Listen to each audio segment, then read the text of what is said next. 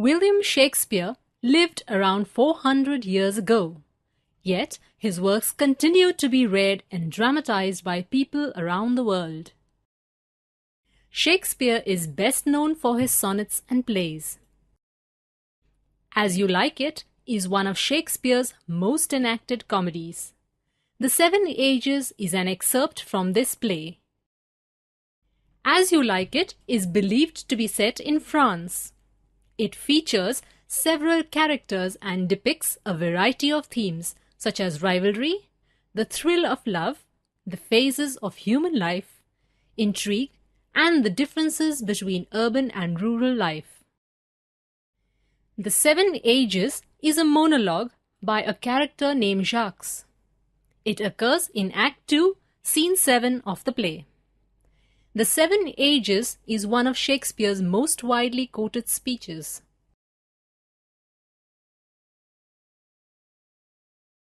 All the world's a stage, and all the men and women merely players.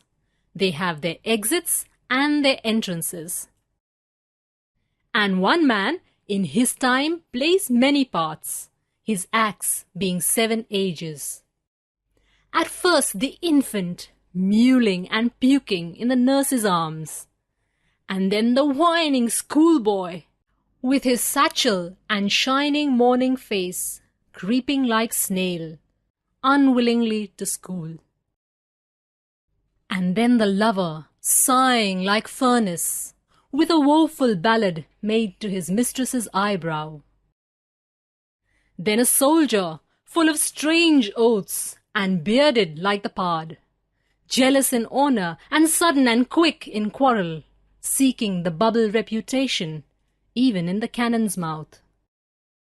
And then the justice, in fair round belly, with good capon lined, with eyes severe and beard of formal cut, full of wise saws and modern instances. And so he plays his part. The sixth age shifts into the lean and slippered pantaloon, with spectacles on nose and pouch on side. His youthful hose, well saved, a world too wide for his shrunk shank, and his big manly voice, turning again to a childish treble, pipes and whistles in his sound. Last scene of all, that ends the strange eventful history, is second childishness and mere oblivion, sans teeth, sans eyes, sans taste, sans everything. Here's a brief summary of the Seven Ages by William Shakespeare. The poet compares the world to a stage and the people in the world to actors. People are born to play their respective parts and then they pass away. During his or her lifetime, a person plays 7 roles associated with the 7 stages of maturity. The first stage is infancy. In this stage, a person plays the role of an infant who cries and vomits in the hands of the nurse.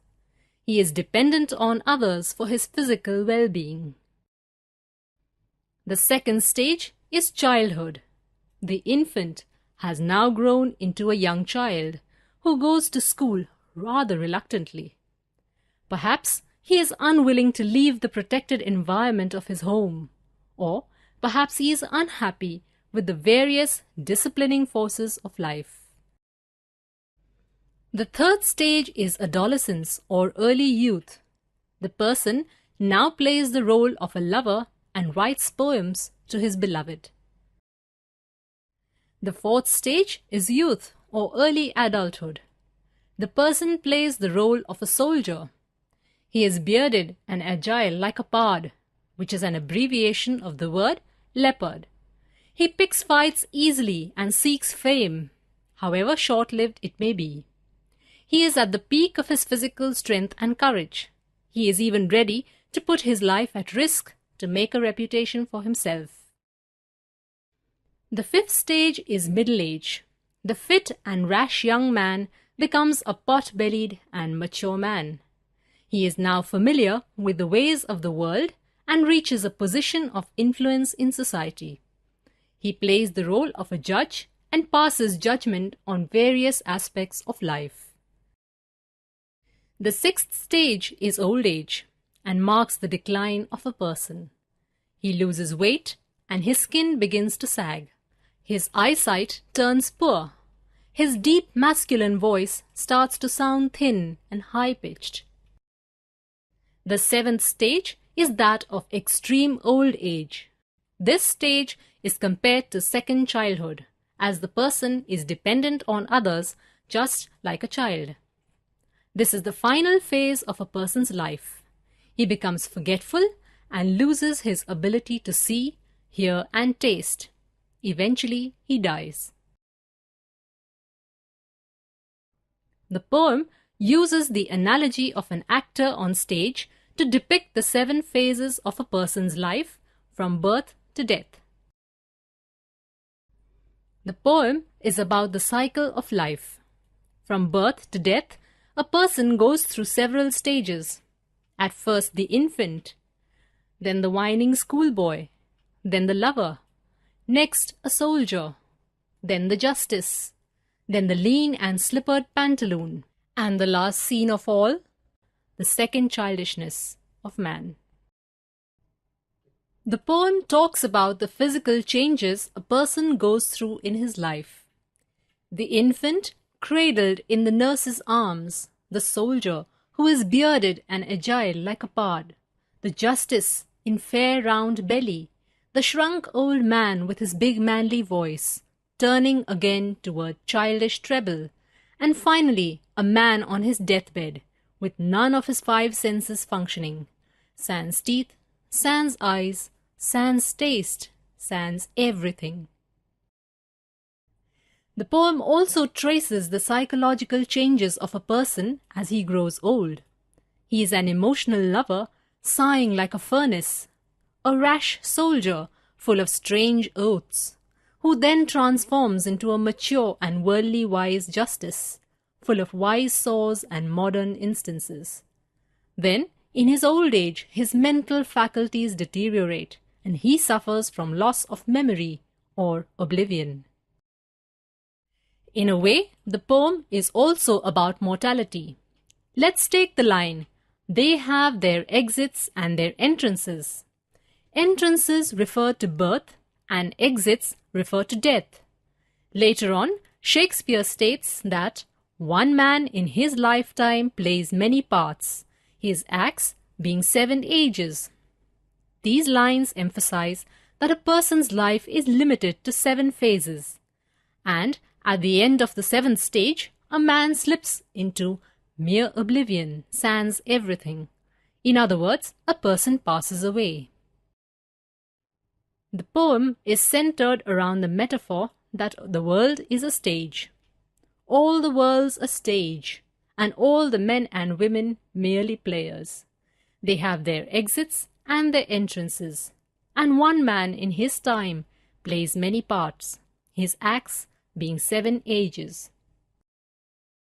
The world is associated with a stage, and the people in the world are equated with actors on stage.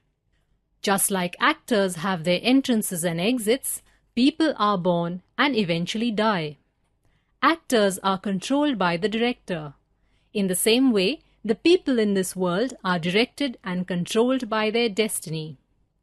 Like an actor, a person plays many roles in his life. The phases of his life are compared to acts in a play.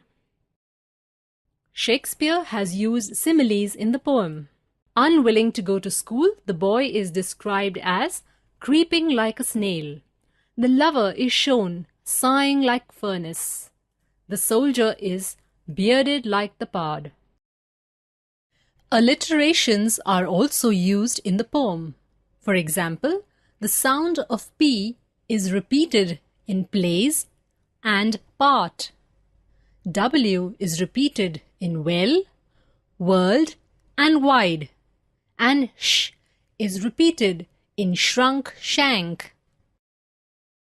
The last line of the poem employs repetition. to emphasize the unconsciousness of old age and death. Sans teeth, sans eyes, sans taste, sans everything.